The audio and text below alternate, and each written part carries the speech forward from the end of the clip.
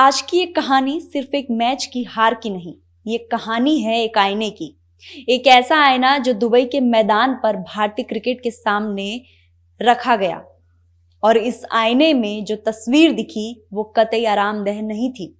ACC men's under 19 Asia Cup 2025 का final, सामने था पाकिस्तान, वही पाकिस्तान जिसे आईसीसी चैंपियंस ट्रॉफी में इंडिया ने खूब धोया और इतना धोया कि शायद अभी भी वो भूल नहीं पाए हैं और भूलने वाली बात भी नहीं है। खैर, मुद्दा पर आते हैं। सामने था पाकिस्तान, दाव पर था खिताब और नतीजा 191 रनों की करारी हार। यह हार किसी एक ओवर की कहानी नहीं थी, ये किसी एक कैच के छूटने या किसी एक गलत शॉट का परिणाम नहीं था। यह हार थी रणनीति की विफलता, दबाव में बिखरती बल्लेबाजी और बड़े मंच पर लिए गए गलत फैसलों का सामूहिक नतीजा। और उस पूरे मलबे के बीच एक नाम सबसे ज्यादा चर्चा में रहा। उम्मीदों का बोझ भी उसी पर था, बहस की आग भी उसी के इर्द गिर्द थी और भारतीय क्रिकेट के भविष्य की दिशा तय करने का दबाव भी। वो नाम है Vaibhav Suryavanshi. Bharat under 19 Asia cup के इतिहास की सबसे सफल टीम रही है।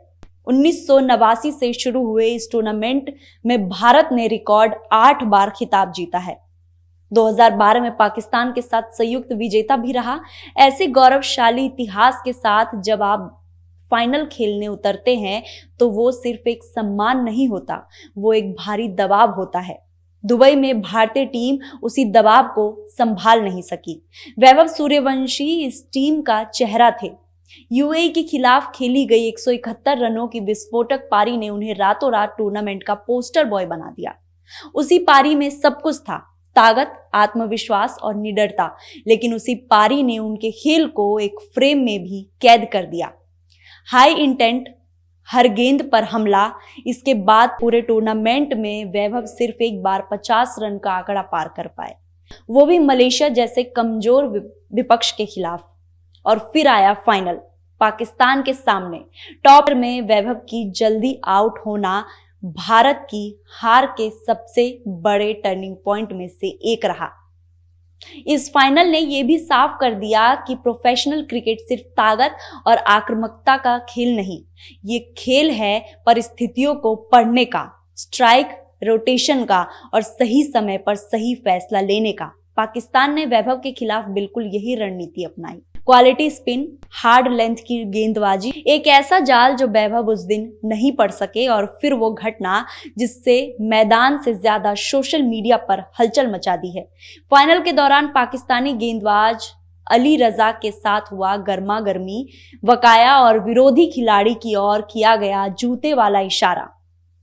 एक कहावत सुनी होगी आपने कि जैसा हम अपने बड़ों को देखते हैं, या कई बार आपने अपने बड़ों से सुना होगा कि जैसा हम देखते हैं वही सीखते हैं।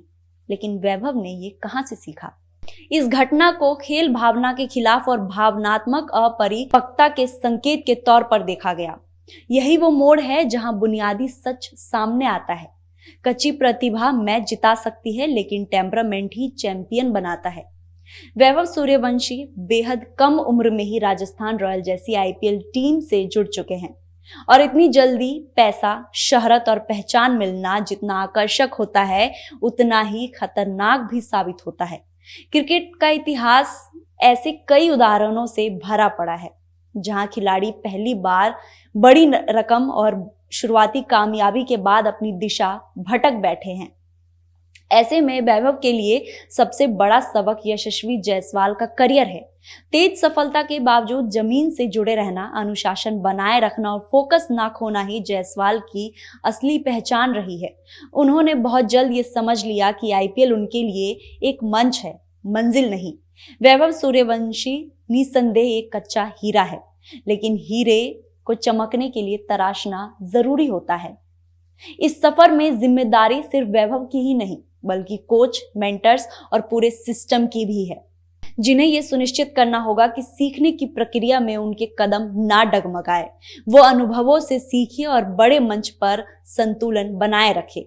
अगर वैभव खेल में लचीलापन, व्यवहार में संयम और लक्ष्य में स्पष्टता हासिल कर लेते हैं तो उनकी प्रतिभा सिर्फ चमक बनकर नहीं रहेगी, बल्कि लंबे समय तक असर छोड़ने वाली ताकत में बदल जाएगी। अंडर 19 एशिया कप फाइनल की ये हार वैभव सूर्यवंशी के करियर में एक चेतावनी है, सजा नहीं, क्योंकि उनके पास ना सिर्फ प्रतिभा है बल्कि समय भी है। और भारतीय क्रिकेट टीम के लिए संदेश बिल्कुल साफ है, सितारे बनना आसान है, लेकिन दबाव में खड़े रहने वाले चैंपियन तैयार करना कहीं ज्यादा कठिन।